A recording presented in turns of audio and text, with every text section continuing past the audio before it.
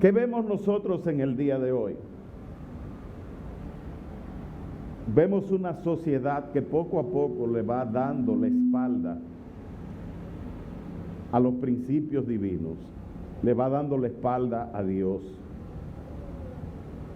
En los años 80, 90, nosotros vivimos la secuela de lo que fue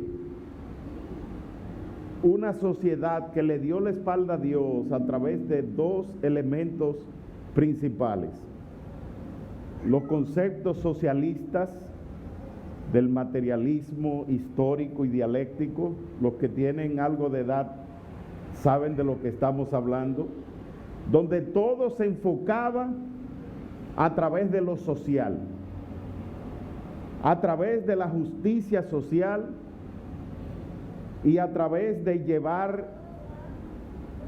las necesidades de los pobres, de la gente, llevarla a solución.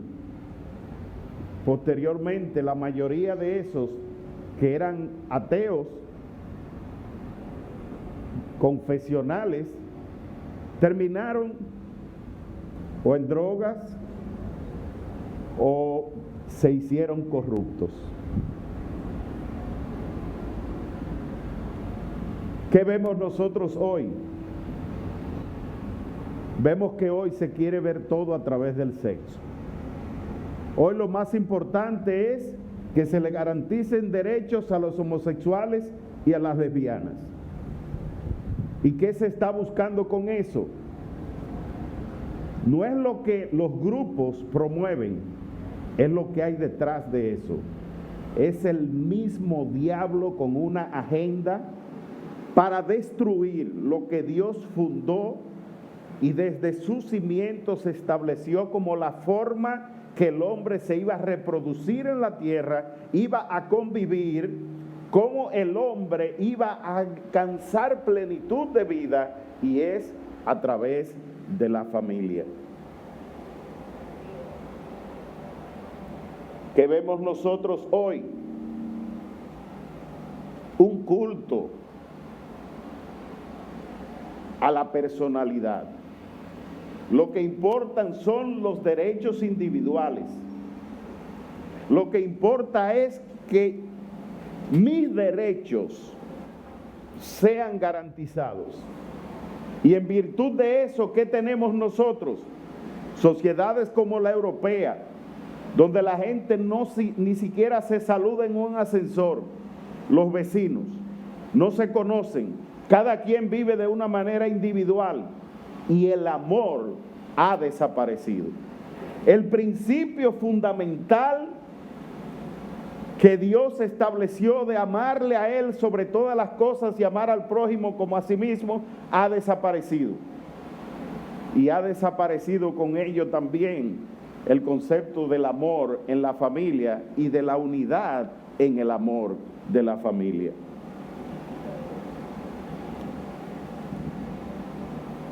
Poco a poco vemos cómo esa agenda de Satanás, que viene a traer confusión y mentira a la gente, logra avanzar en los diferentes pueblos, en las diferentes naciones de la tierra.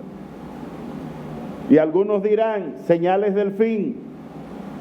Nosotros no estamos llamados a promover la agenda de Satanás. Las señales del fin todas apuntan al pecado del hombre. Y Dios de antemano las conocía, pero son las consecuencias de un hombre cuya iniquidad prevalece en él.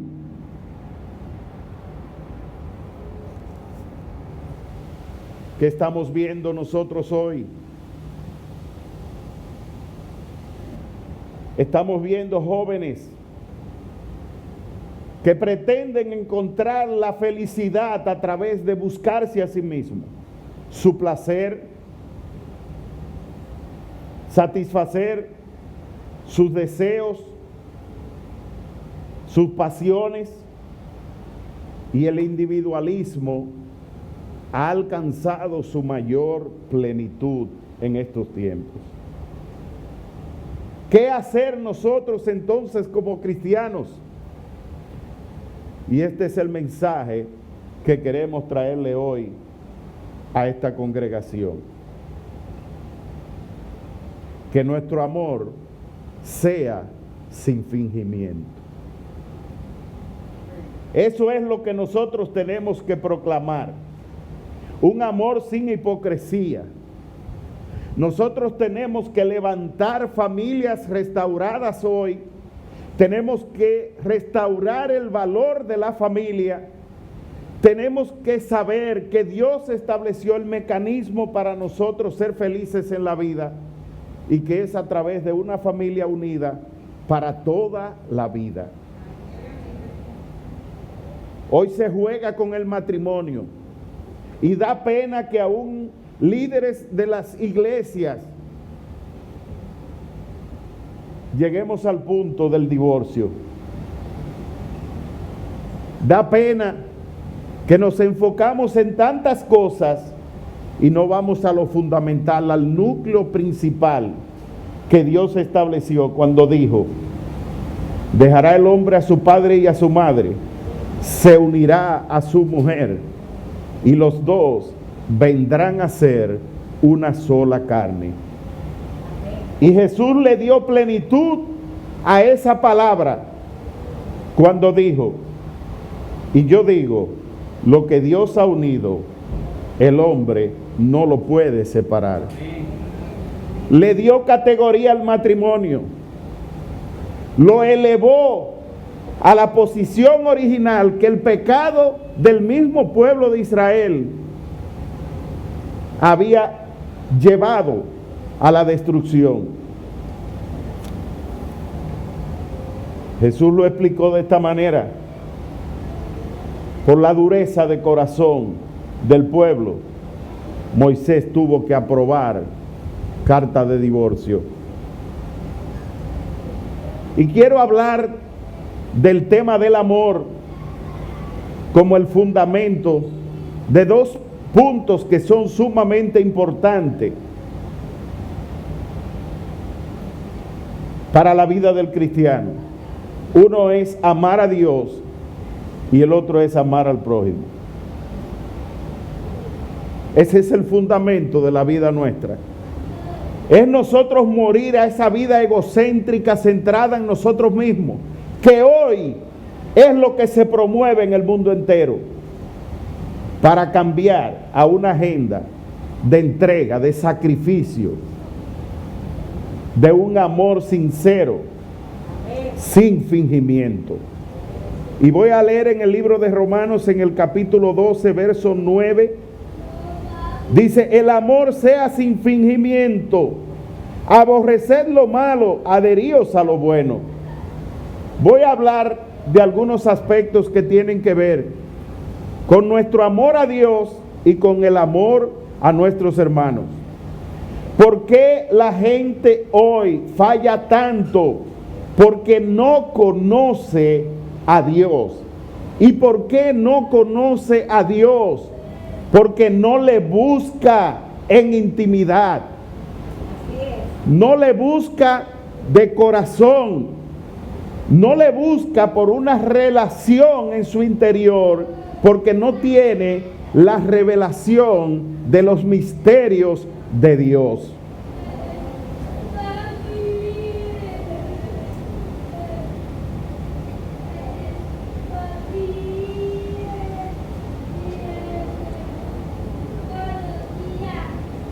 Dice el verso 10, no se preocupen, que sabemos que cuando un mensaje es contundente, siempre hay algo que causa distracción, no se me distraigan. Amén, amén, amén.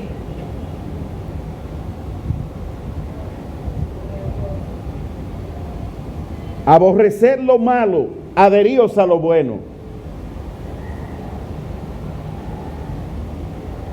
¿Qué pasa con nosotros en los hogares? Si nosotros nos unimos a lo bueno, ¿qué va a ocurrir con las familias?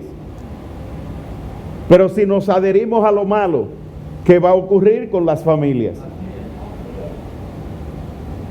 ¿Por qué vamos por un rumbo equivocado?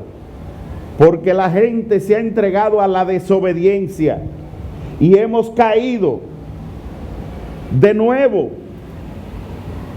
en la misma situación del hombre que pecó en sus orígenes. Fíjese lo importante de lo que le voy a explicar. Cuando el hombre fue creado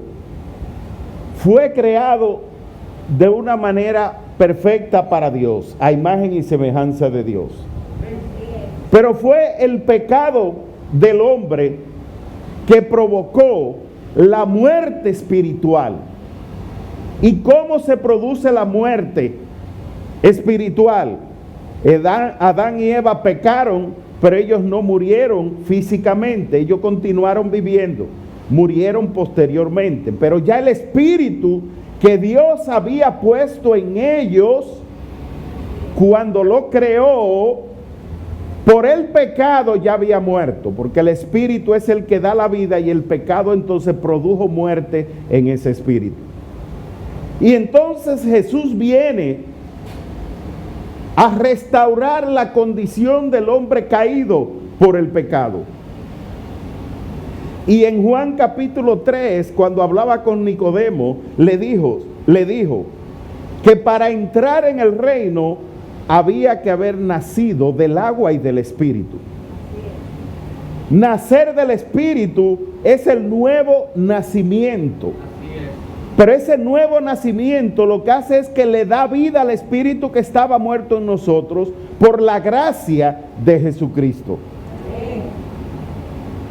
Entonces ya no estamos muertos en nuestros delitos y pecados, sino que ahora la vida de Dios está dentro de nosotros y esa vida de Dios permanece aún después de la muerte.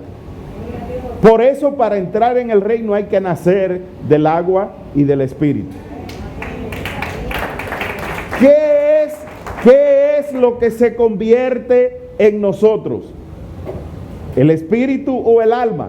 Se convierte el alma. Pero ¿qué es lo que nace de nuevo? Es el espíritu. En Gálatas capítulo 5, verso 17 en adelante, si lo pudieran poner para leerlo, nos habla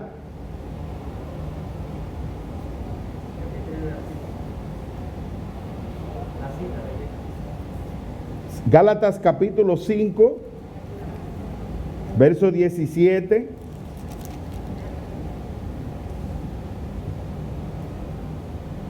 Del 16 lo voy a leer. Dice: digo pues, andad en el espíritu, porque el nacido de nuevo es guiado por el espíritu.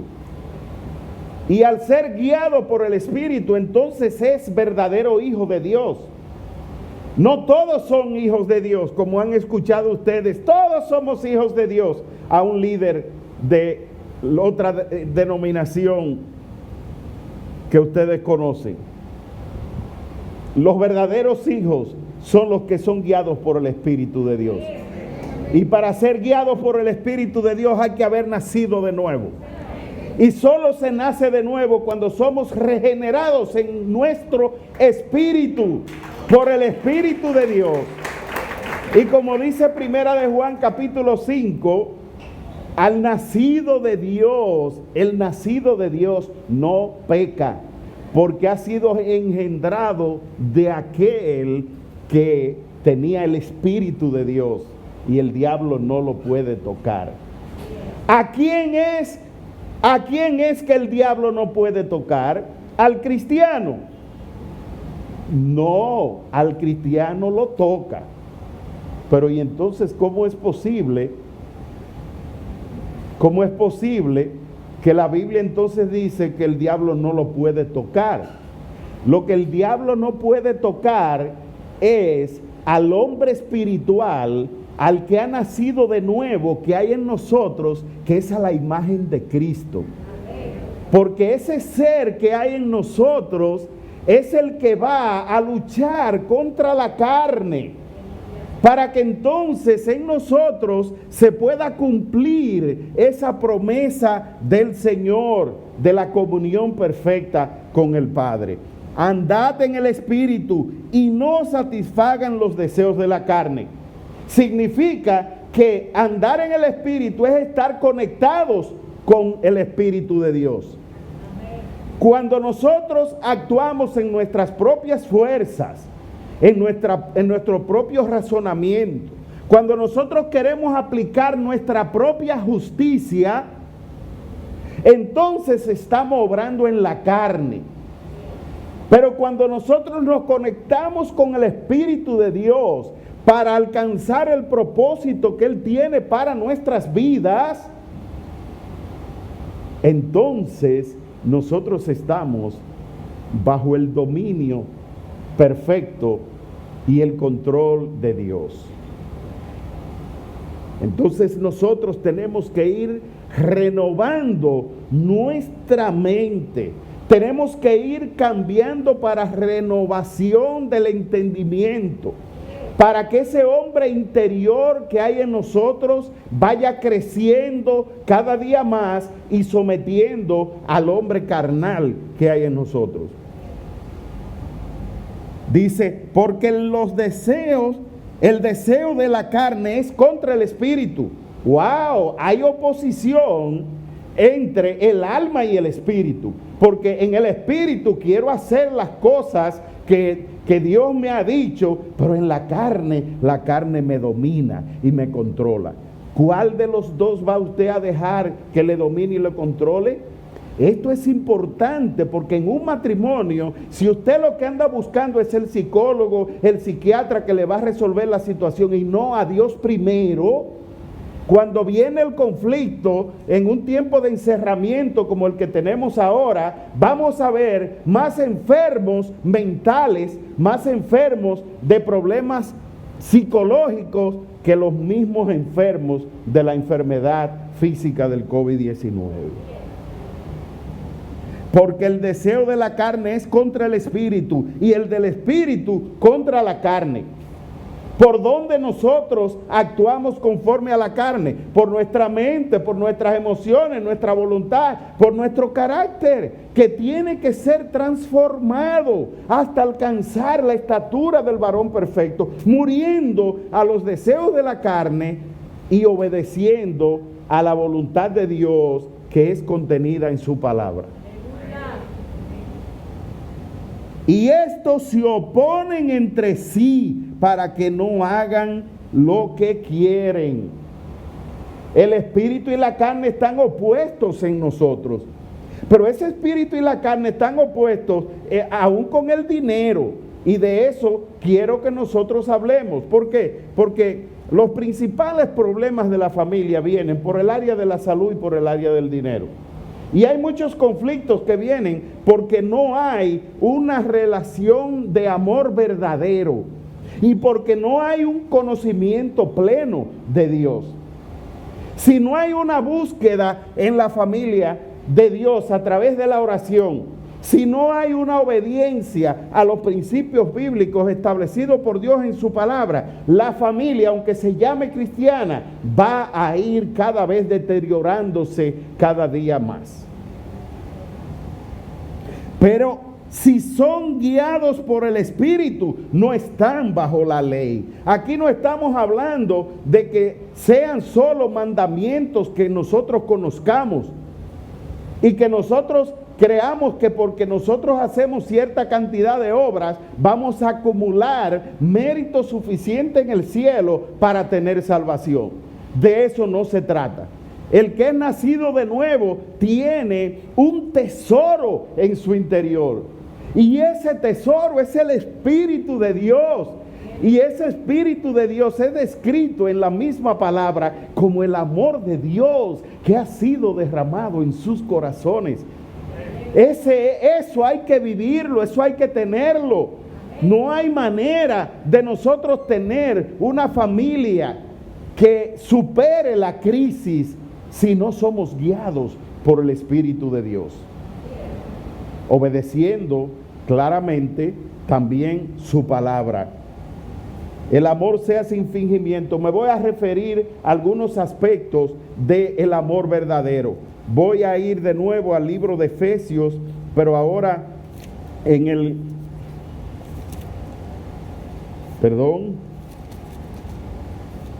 libro de Gálatas, en el capítulo 3, vamos a leer desde el capítulo 2, verso 19. Gálatas desde el verso 19 dice: porque por medio de la ley yo he muerto para la ley, a fin de vivir para Dios. Fíjese que allí en el 5 dice que nosotros no estamos ya bajo la ley. Nosotros no estamos bajo la ley, nosotros no estamos para resolver situaciones en el mundo desde un aula universitaria o desde una conferencia de organizaciones ONG. Nosotros estamos llamados a ser vestidos del poder del Espíritu de Dios. Ese es el poder que transformará. Ese es el poder que cambiará las cosas. Ese es el poder que restaurará la familia para que sea una familia feliz. Con Cristo estoy juntamente crucificado, y ya no vivo yo, sino que Cristo vive en mí. Y lo que ahora vivo en la carne, lo vivo en la fe del Hijo de Dios, el cual me amó y se entregó a sí mismo por mí. Ya no vivo yo, dijo el apóstol Pablo, ya yo he muerto a mis pensamientos para actuar conforme a los pensamientos de Dios. Ya mis hábitos no son míos, ya yo tengo hábitos que lo ha desarrollado el Espíritu en mí. Ya mis recuerdos han quedado atrás, prosigo hacia la meta del supremo llamamiento de Dios en Cristo Jesús. Y una cosa hago, sigo hacia adelante firme, con la esperanza y bajo el poder de la resurrección. El mismo poder que levantó a Jesús de entre los muertos, ese mismo poder que actúa en nosotros para ser transformados por Él y caminar de gloria en gloria y de poder en poder. No desecho la gracia de Dios. Nosotros creemos que porque somos cristianos ya tenemos el problema resuelto, y es al contrario. Mientras más nosotros buscamos de Dios, mayor va a ser el conflicto entre dos reinos que habrá en el mundo espiritual. Cuando usted como pareja dedica tiempo a la oración en el lugar secreto, como decía una de las adoraciones que hoy nosotros cantamos, en ese lugar secreto, en la intimidad, en la búsqueda de la presencia de Dios como familia, el diablo se va a levantar. El diablo va a hacerle muchas contras, y usted tiene que tener discernimiento espiritual para saber que esos ataques provienen del conflicto que se establece entre los dos reinos, entre el espíritu que está creciendo en usted y la carne que le quiere dominar. Oh Gálatas insensatos, ¿quién les fascinó para no obedecer a la verdad? A ustedes, ante cuyos ojos Jesucristo fue presentado claramente entre ustedes como crucificado. Esto solo quiero averiguar de ustedes: ¿recibieron el Espíritu Santo por las obras de la ley o por el oír con fe? Palabras fuertes para el día de hoy. ¿Y sabe por qué, hermanos? Quiero hablarle de este tema de caminar en el Espíritu, porque no hay manera de amar a otros si es que Dios no está en el corazón de uno. Todos nosotros nos buscamos a nosotros mismos. Y justamente el problema de Adán y Eva fue que ellos se idolatraron a sí mismos. Y ustedes dirán, ¿cuándo? Bueno, cuando la serpiente los sedujo para que creyeran que podían ser igual a Dios. Ellos se lo creyeron. Entonces un espíritu de idolatría vino sobre ellos. Pero ¿cómo se ejecutó ese espíritu que los sedujo?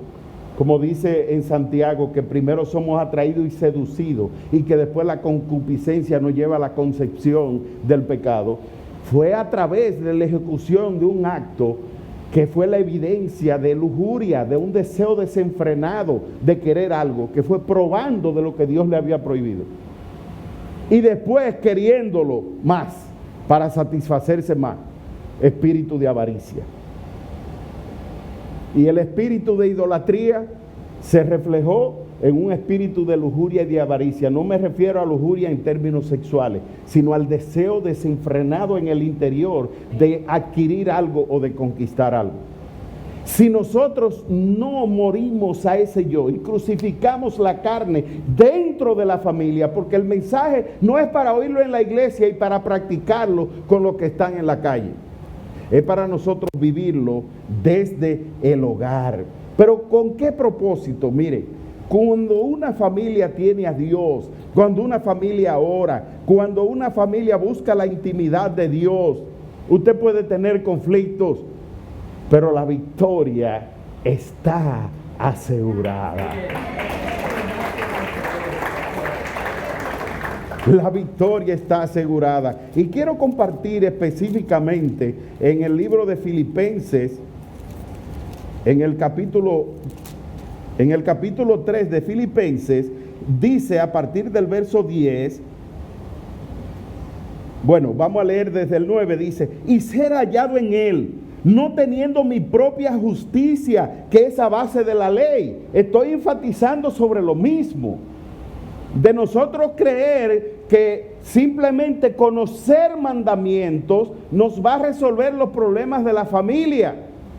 Si así fuera, estos grandes líderes que se conocen la Biblia no se divorciaran. Y aún hay divorcios en aquellos conocedores de la palabra de Dios. Y dice que es la justicia que es a base de la ley, sino la que es por medio de la fe de Cristo, la justicia que procede de Dios sobre la base de la fe. No mi propia justicia, sino la que procede de Dios. ¿Pero con qué propósito?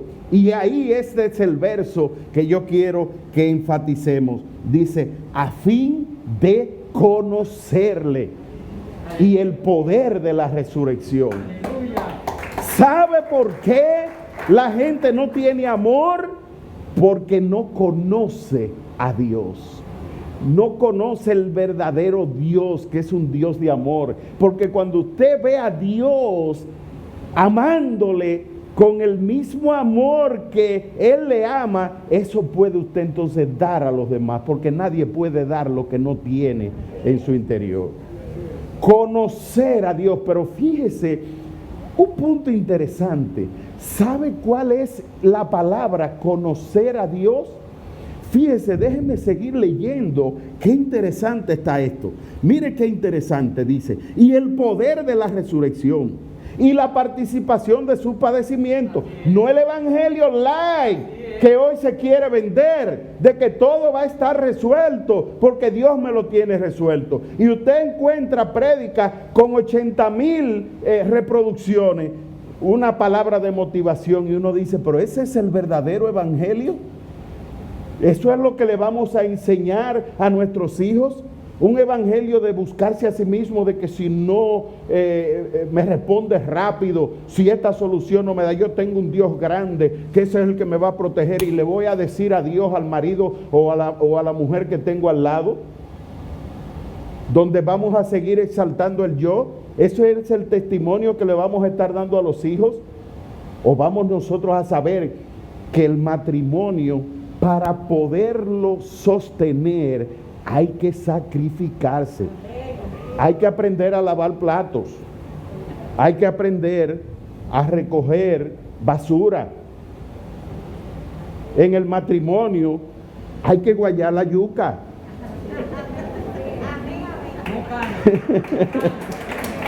Mocana. Yo soy de Moca. Hay que aprender a guayar la yuca en el matrimonio. ¿Por qué? Porque la forma de que nosotros vamos a mostrar el verdadero amor es a través de una palabra que no nos gusta, ¿Y sabe cuál es esa palabra? Esa palabra se llama compromiso. ¿Por qué hoy la familia ha perdido valor? Porque todos quieren una solución rápida.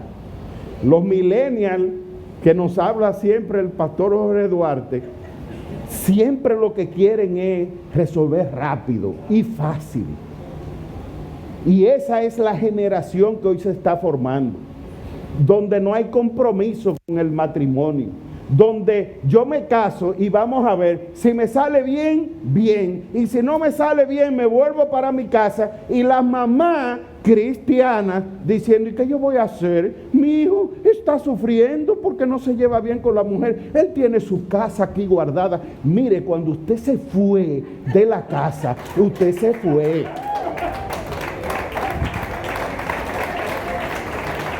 ¿Qué es eso de que dejará el hombre a su padre y a su madre, se unirá a su mujer y después entonces el matrimonio va a volver para atrás? No. Oiga, cuando usted se fue, usted tiene que vivir su vida ya independiente, ya yo no tengo que mantenerlo. Ah, que la habitación ahí está vacía. Sí, está vacía porque tú la dejaste y no la va a llenar otro que no sean los nietos.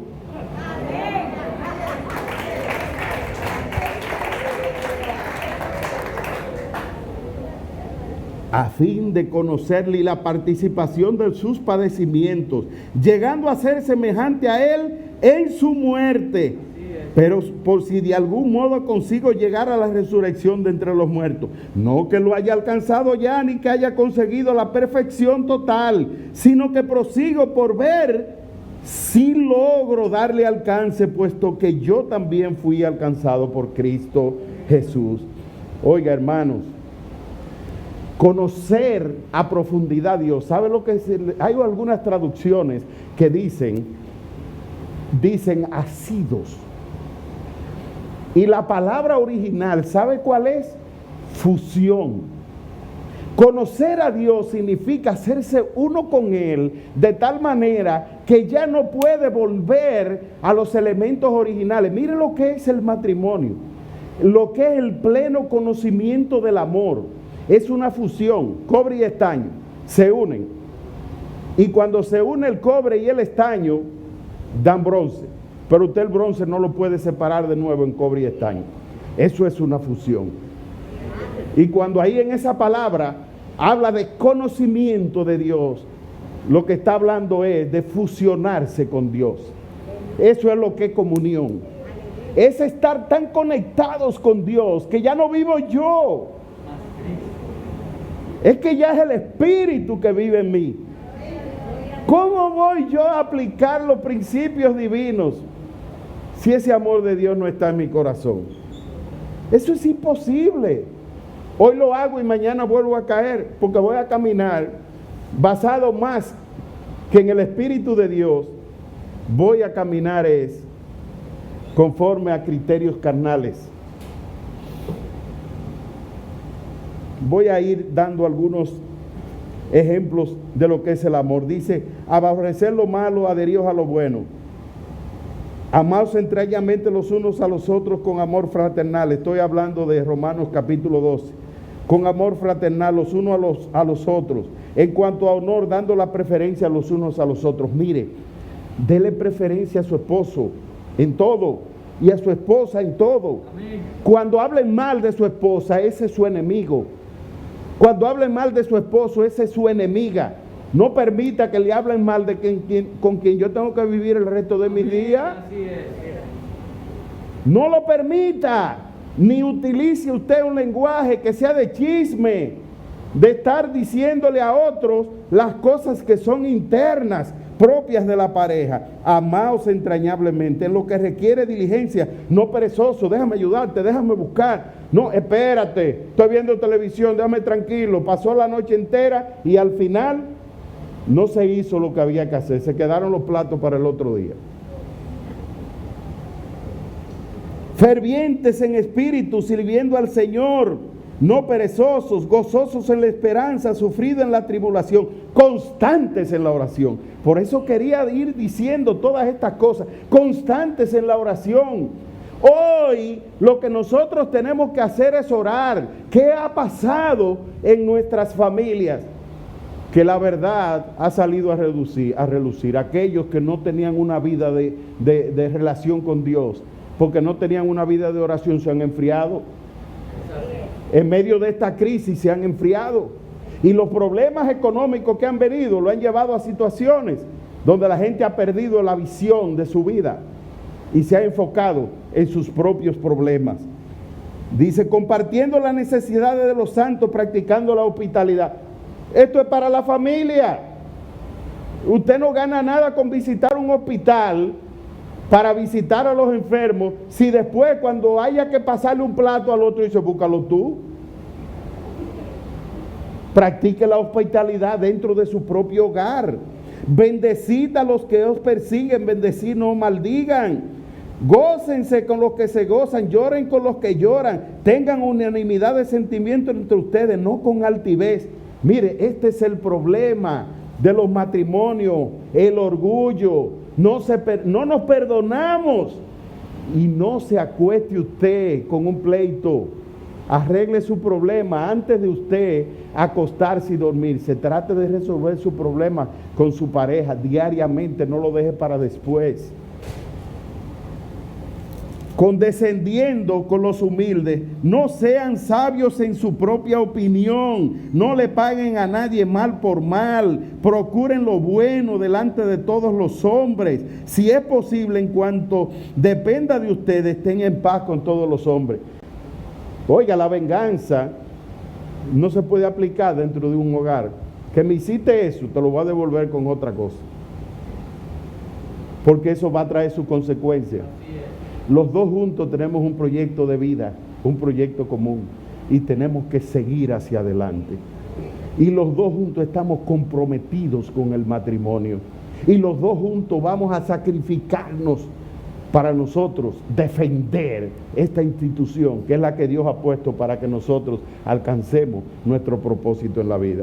Y algunos dirán, pero ¿y cuando vengan los problemas económicos? ¿Puede poner, David, por favor? Y cuando vengan los problemas económicos, nos vamos a ir primero a los principios divinos, que ya con esta parte voy a ir rápidamente para que podamos ya terminar. Lo primero es que tenemos que saber que todo es de Dios. Y que nosotros tenemos que ser temerosos en el manejo financiero. Todo es de Dios. Y si nosotros diezmamos como debemos hacerlo, es porque Él nos bendice. Y sembrando es como podemos cosechar. Todo es de Dios. Pero todo es de Dios, lo que implica es que no podemos estar apegados a nada. Quiere decir que no podemos nosotros estar agarrados del chelito. Ahora, si la esposa le tiene su clavito guardado, no se ponga brava. No se ponga bravo, perdón. ¿Por qué? Porque eso es propio de la mujer, que necesita seguridad y protección. Y entonces la mujer siempre como mentalmente dice, déjame guardar esto porque si se me presenta algo. Y entonces no se ofenda porque haya algo guardado. No estoy diciendo que la mujer comience a tener cuentas separadas, pero si se guarda una cosita, pues mire, tranquilo usted, hombre. Tranquilo. Pero óigame una cosa, que el hombre gaste en inversiones, no le da derecho a usted porque como él le está gastando tanto, pues déjame ir a una tienda y con la tarjeta voy, porque si él tiene derecho, yo también. Así no funciona el matrimonio. Tiene que haber acuerdo entre las partes. Y la administración, ¿de quién tiene que ser? Del que mejor administre. Pero mi responsabilidad como proveedor, por el hecho de que haya una administración, yo sé que la tengo y no puedo dejársela a otro. Vamos a ir pasando algunos de esos principios. Mire, se lo voy a dejar, ahí están los principios con sus versículos bíblicos, pero primero, reconocer que todo es y procede de Dios. Segundo, tenemos que amar el trabajo. Estamos nosotros al servicio de un rey. ¿Qué es Jesús? Tenemos también que vivir por presupuesto. Nosotros tenemos que planificar nuestra familia, no vivir inventando de que déjame comprar esto, déjame dar un tarjetazo porque yo soy un cristiano y yo sé que Dios me va después a proveer. No, señor. Usted tiene que planificar, como dice la palabra, quién que va a construir, no se planifica primero. Planifique sus gastos mensuales, revise sus ingresos y sus egresos. Yo sé que ustedes han escuchado estas cosas, pero tenemos que estarlas repasando porque estamos estudiando para una escuela que es la escuela de la vida. Seguimos. Sigue más adelante, por favor. Ahorrar e invertir. Usted dirá, ¿y qué voy yo a ahorrar? Lo que usted se proponga, eso va usted a ahorrar. Si usted se propone que va a ahorrar cero, usted lo va a gastar todo. Pero si usted se propone que va a ahorrar, usted sabe hasta en qué puede usted ahorrar, hasta en la ropa. Hasta en la ropa, de que hoy no la voy a usar y la voy a guardar para usarla mañana. No la voy a gastar y la ropa me va a durar un tiempecito más. Es cuestión de mentalidad. Seguimos. Ser generoso y sembrar, porque Dios ama al dador alegre. Todos estos principios no son para nosotros olvidarnos, porque nosotros podemos buscar escuela financiera, libros de finanzas, libros de psicología, pero la raíz del problema es espiritual y nosotros tenemos que ir a Dios para nosotros conectarnos verdaderamente con la fuente de vida y de todas las cosas. Dar a Dios lo que le pertenece, diezmos, ofrenda y primicias. Continuamos. No afanarse, aguntearme por el dinero, sino confiar en el Señor y descansar en su cuidado y su provisión. Ustedes dirán, pero usted porque no sabe que a mí se me fundió el motor, a todos nos pasan cosas. Pero la diferencia está en el hombre que confía en el Señor. El hombre que confía en el Señor jamás será avergonzado. Y leíamos en el Salmo 34:10 que lo repitieron 2 veces. Y yo dije, gracias Señor, porque con eso yo voy a concluir la prédica de hoy. No le faltará ningún bien a aquel que confía en el Señor. Tenemos que aprender a depender de Dios. Tenemos que creerle a Él. Pero primero, conocerle como Él nos ha conocido a nosotros. Una fusión con Él, una comunión con el Espíritu, una búsqueda en oración, una intimidad con su presencia. Pueden venir, vamos a subir, vamos a orar juntos, hermanos. ¿Cuántos le dan un aplauso al Señor? ¿Han recibido palabra en esta mañana? ¿Nos vamos con algún consejo útil para nuestras casas? Ahora le vamos a pedir al Señor que Él nos dé fortaleza en el hombre interior. Vamos a buscar más de Él. Vamos a ponerlo a Él como nuestra prioridad. Vamos a estar desapegados de los bienes terrenales y vamos a confiar en el Dios creador de los cielos y la tierra. Vamos a creer que Él puede hacer lo que el hombre no puede hacer. Y qué mejor confiar en Él que en nuestras propias fuerzas.